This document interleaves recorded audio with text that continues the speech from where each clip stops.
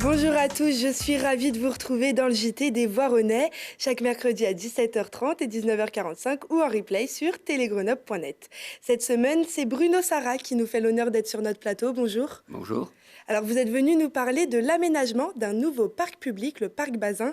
Vous nous en direz plus juste après, car tout de suite, voici les titres de cette émission. C'est un défi que certains ont décidé de relever, celui de limiter ses déchets au maximum en diminuant de 25% le poids total de ses poubelles en 5 mois. Autre défi relevé à Voiron, ça fait 4 victoires d'affilée pour le SOV qui s'est imposé dimanche face à Annecy avec un essai inscrit dans les 5 premières minutes du match. Et enfin, un ciné-rencontre vendredi soir. La médiathèque propose d'assister à la projection du film Les Belles Envolées en présence de la réalisatrice et sociologue Anne-Benoît-Janin.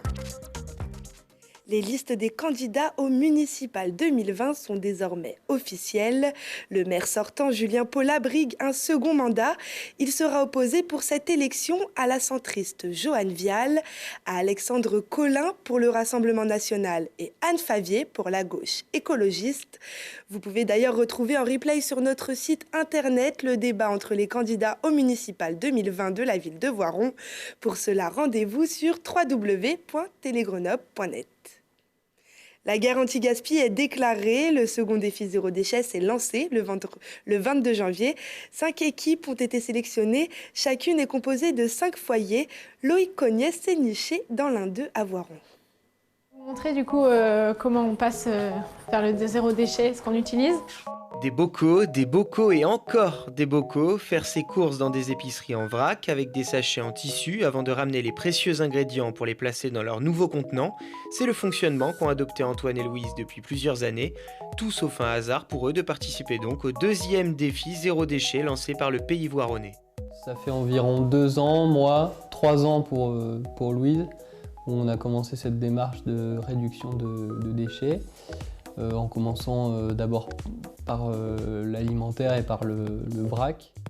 Le but de ce défi est simple, diminuer de 25% le poids total de leurs poubelles en 5 mois, faire la guerre au gaspillage et recycler au maximum leurs déchets. Et tous les moyens sont bons pour y arriver. Ça fonctionne aussi dans la salle de bain. Alors, dans la douche. Le savon est lui aussi sous forme solide, comme le dentifrice. Il suffit juste de frotter sa brosse à dents dessus. Pour le déodorant, il se présente sous forme de crème. Une crème suffisante pour le couple jusque pendant 6 mois. Et enfin, dans cette salle de bain, pas de lingettes démaquillantes jetables, mais des lingettes en tissu qui se lavent avec du savon ou en machine. Et notre couple voironnais va même encore plus loin avec un composteur pour s'occuper des déchets alimentaires ou organiques. Et cerise sur le gâteau, Louise espère ouvrir très bientôt une épicerie zéro déchet du côté de Grenoble, de quoi encourager le plus grand nombre à se préoccuper de leurs déchets, leur réduction et leur tri. Et certains commerçants participent aussi au défi. Eux ne pèsent pas leurs poubelles mais mettent en place des actions concrètes en proposant des produits en vrac ou en acceptant les contenants de leurs clients par exemple. La course continue pour l'équipe 1 du Pays Voironnais Basket Club qui poursuit son ascension vers le trophée de Coupe de France féminin en s'inscrivant en quart de finale. Après tirage au sort, on sait que les Rosés Bleus affronteront la Glacerie samedi 11 avril à Sainte-Savine dans l'espoir d'un aller simple vers les demi-finales. Parallèlement, les joueuses de Quentin Buffard ont aussi remporté leur match de championnat face à Poinçonnet, ce qui leur permet de remonter dans le classement et de se positionner désormais à la 6e place du tableau. Elles joueront contre Monaco samedi à 20h en extérieur. Et des victoires, on n'en a jamais assez. C'est ainsi que les rugbymen du stade olympique voironnais ont eux aussi pris la gagne dimanche au stade Géo-Martin face à une équipe d'Annecy qu'ils avaient déjà vaincue en match aller. C'est notre journaliste Lilian Veillet qui est entré dans la mêlée. C'est un déluge qui s'est abattu sur Voiron et surtout sur Annecy. Car la rencontre commence bien pour les locaux avec un essai inscrit dans les 5 premières minutes. Annecy pousse et réussit à revenir, mais ce sera de courte durée. Les Voironnais déroulent avec 3 autres essais. Et si Annecy a une belle éclaircie en fin de match, c'est bien le SOV qui s'impose 27-23. C'est vrai qu'on a eu encore quelques périodes du match où on a été en difficulté, où on n'a pas su rester chez eux et marquer. ça les a laissés dans le match et du coup ça nous fait une fin de match un peu compliquée, mais ce qui est important c'est de gagner effectivement. Ouais. Et ça fait même 4 victoires d'affilée pour le Stade Olympique Voironnais. Après un gros creux qui les avait fait chuter au classement, la remontada est en marche et ça s'explique avant tout par un état d'esprit retrouvé. Je pense depuis Noël, même si on n'a pas réussi à gagner les 2 matchs là tout de suite, Vigny et Montmélian, on a eu une bonne esprit dans l'équipe. Ils ont pris confiance en eux, donc ça fait plaisir.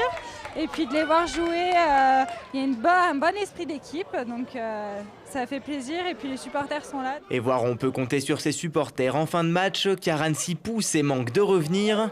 Mais le Sauve tient et l'emporte de justesse, comme au match aller. On s'attendait quand même à avoir un match super compliqué, on l'a bien vu, donc c'est une équipe qui bataille pour le maintien et c'est des guerriers, c'est des vaillants, donc voilà.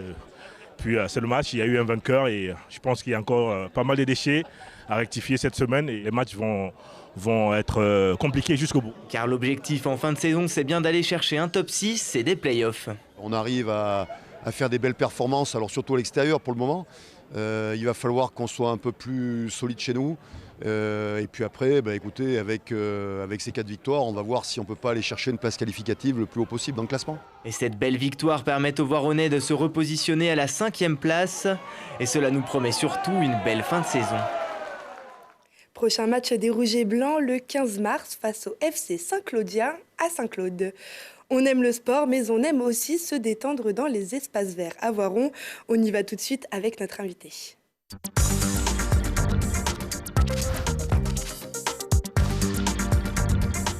Bruno Sarra, vous êtes conseiller municipal délégué aux travaux. Vous êtes venu nous parler du parc privé situé dans le quartier Rossignol qui va devenir public. C'est exact. Le parc Bazin, qui est un parc privé, va être concédé en partie à la municipalité de Voiron. Il y aura un droit de passage pour les Voironnais. C'est une convention sur 12 ans qui concerne 3350 mètres carrés, qui fait à peu près 110 mètres de long, ce qui permet de prolonger la coulée verte qui vient de Paul Painlevé et qui traverse donc l'avenue Philippe Vial, qui passe le long de la clinique de Chartreuse et qui va ainsi aboutir vers le centre-ville. C'est vrai qu'une des volontés du nouveau quartier Rossignol, c'était de créer du renouvellement urbain, agrandir la ville-centre, créer du logement sur le territoire qu'on connaît bien, de l'ancienne entreprise emblématique. Ce nouveau parc, c'est une ouverture donc supplémentaire sur la ville, comme vous le disiez, c'est un prolongement. Ça permet à toute la zone Rossignol de venir de façon piétonne vers le centre-ville. Quels ont été les travaux nécessaires ? Nous allons clore la partie qui nous est autorisée. Nous allons y mettre des portails, puisque nous avons accepté que les personnes ne puissent y accéder que de jour, de façon à ce que la nuit, la tranquillité des habitants de la demeure Bazin soit maintenue. Alors, qu'est-ce qu'il reste à faire là comme travaux sur ce parc ? Il reste à poser les grillages, il reste à poser les 2 portails, et puis mettre le mobilier urbain, puisqu'on va mettre des bancs, on va mettre tout ce qu'il faut comme mobilier urbain. Qui aura accès à ce parc ? Tous les Voironnais, même au-delà du pays voironnais ? Au-delà du pays voironnais, oui, bien sûr. Ça représente quel coût ? Ça représente aux alentours de 90 000 €. D'accord. Alors avec cet espace supplémentaire, ça fait combien de parcs au total sur la ville de Voiron ? Ça fera 5 parcs de plus de 1500 mètres carrés. Le grand parc, qui est le parc de Voiron, qui fait 34 000 mètres carrés. Le square des Chandoles, qui est en face et qui fait 6 000 et quelques mètres carrés. Ensuite, le square Brameret, qui fait 3 400 mètres carrés. Et le square de la Pelotière, qui fait 1600 mètres carrés. Alors, plus généralement, comment se positionne la ville de Voiron au niveau des espaces verts ? Elle cherche à les développer le plus possible. Est-ce qu'il y a un projet d'aménagement, de revégétalisation sur la ville ? Chaque fois qu'on modifie une rue, on cherche à la revégétaliser, oui, c'est exact. Et vous parlez, il y a aussi un projet d'aménagement, un gros projet d'aménagement de revégétalisation, sur la ville. Est-ce que vous pourriez m'en parler un petit peu, s'il vous plaît ? Oui, ça c'est vraiment le gros morceau, qui nécessitera beaucoup d'argent et qui donc va prendre du temps. Je ne sais même pas si la mandature suivante sera capable de le réaliser dans les temps. En fait, on voudrait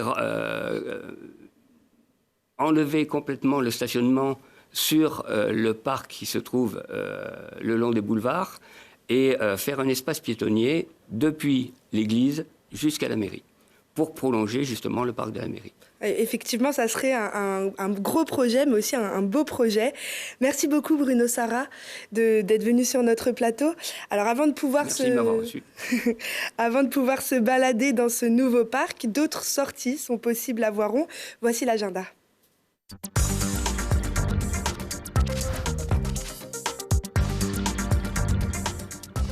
L'émancipation des femmes népalaises à travers l'ascension de l'Everest. La médiathèque propose un ciné-rencontre avec la projection du film Les Belles Envolées en compagnie de la réalisatrice et sociologue Anne-Benoît Janin. C'est vendredi 6 mars à la médiathèque et c'est gratuit. Samedi 18h30 et dimanche à 8h30, ce sera l'occasion de visiter ou revisiter le marais de la Tessonnière. Rendez-vous au kiosque en face du collège La Garenne pour partir à la rencontre cette fois-ci des amphibiens. Prévoyez une tenue adaptée et une lampe pour le soir. À noter qu'en cas de mauvais temps, la visite sera reportée au week-end suivant. Laurence Pinzetta vous invite au musée Mincieux pour une visite guidée. Chacune des visites proposera la découverte d'une partie du musée, la collection, la formation, les passions et les voyages de Lucien Mincieux à travers ses œuvres. Rendez-vous à 15h dimanche 8 mars. C'est la fin de cette émission. Merci à tous de nous avoir suivis. Merci Bruno Sarra pour votre venue. Je vous souhaite à tous une excellente semaine. À mercredi prochain.